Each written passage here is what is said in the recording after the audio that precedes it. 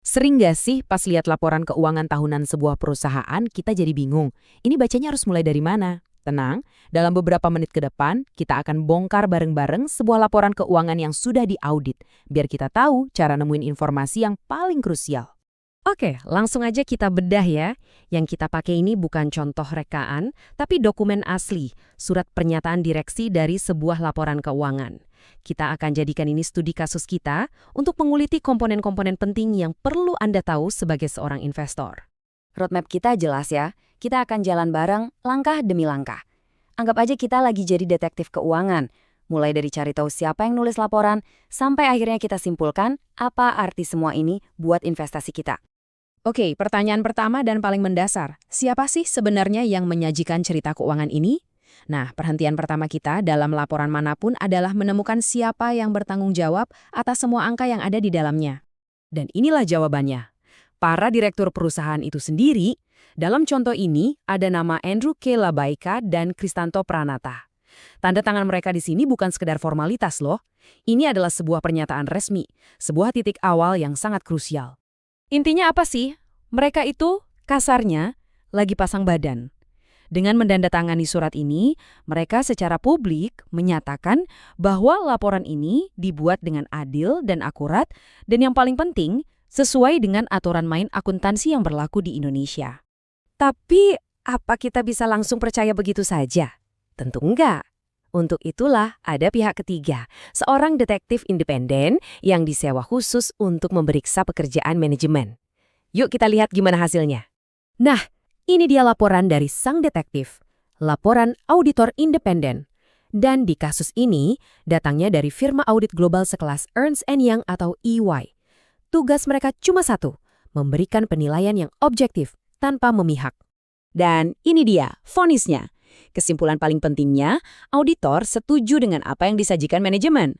Di dunia akuntansi, ini yang kita sebut opini wajar tanpa pengecualian. Buat kita para investor, ini ibarat lampu hijau. Artinya, aman untuk melangkah lebih jauh. Mendapat lampu hijau itu bagus banget, tapi cerita kita nggak berhenti sampai di situ. Justru petunjuk-petunjuk yang paling menarik seringkali tersembunyi di dalam detail proses auditnya.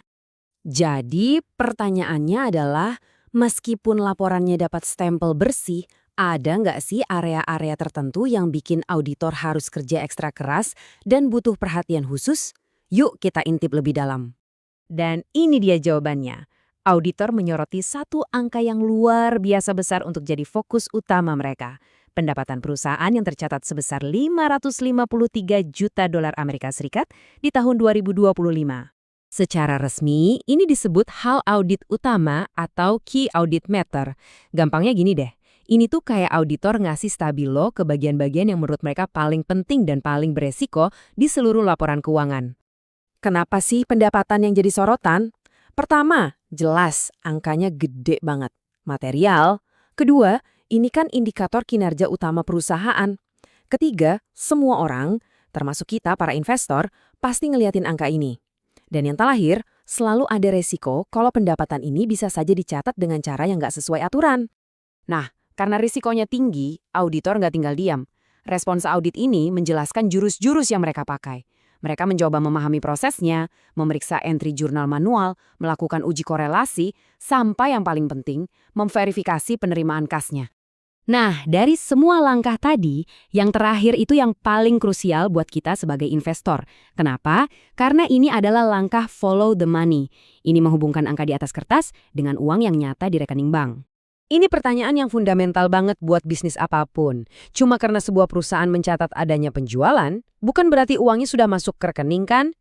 Bisa jadi masih berupa piutang. Dan disinilah kita melihat buktinya. Auditor nggak berhenti cuma di kontrak penjualan. Mereka benar-benar melacak jejak uangnya. Mereka minta rekening koran bank, mereka cocokkan dengan buku besar kas. Ini namanya validasi sampai ke akarnya. Prosedur ini ngasih kita jaminan yang kuat banget.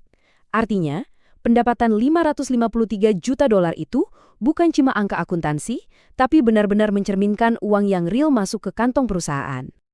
Jadi, setelah kita ngikutin semua petualangan detektif ini, apa sih pelajaran yang bisa kita bawa pulang saat nanti kita melihat laporan keuangan perusahaan lain? Oke, ini rangkumannya. Pertama, Ingat, yang nulis cerita adalah manajemen. Kedua, auditor independen tugasnya memverifikasi cerita itu. Ketiga, opini bersih itu lampu hijau. Nah, ini yang paling penting. Selalu perhatikan bagian hal audit utama. Disitulah fokus dan kerja keras auditor berada. Dan terakhir, cari tahu gimana mereka nyambungin angka ke aset di dunia nyata, contohnya kas. Nah, sekarang Anda sudah tahu cara mengikuti jejak auditor. Anda bisa melihat lebih dari sekedar angka di halaman depan dan menemukan cerita yang sesungguhnya di baliknya. Jadi pertanyaannya sekarang, saat Anda membuka laporan keuangan berikutnya, hal audit utama mana yang akan Anda selidiki lebih dulu?